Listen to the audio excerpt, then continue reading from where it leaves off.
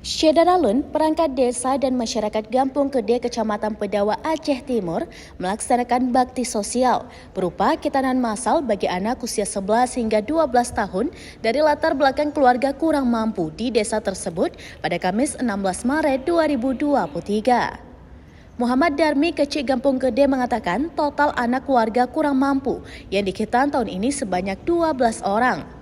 Kegiatan khitanan massal ini jelas Kecik merupakan tahun kedua dilaksanakan sejak ia terpilih menjadi Kecik Gampung Kede pada Februari 2022 lalu.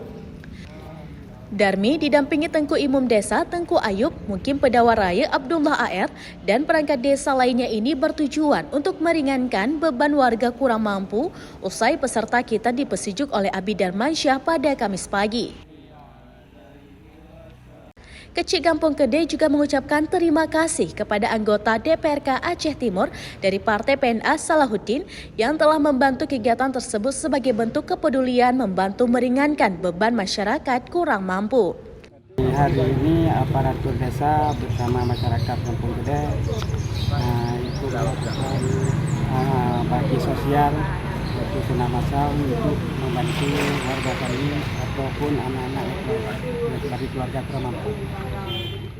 Sementara itu, salah satu orang tua peserta, Nurdin Yunus, mengatakan kegiatan khitanan massal ini sangat membantu keluarga kurang mampu dan diharapkan terus berjalan pada tahun berikutnya.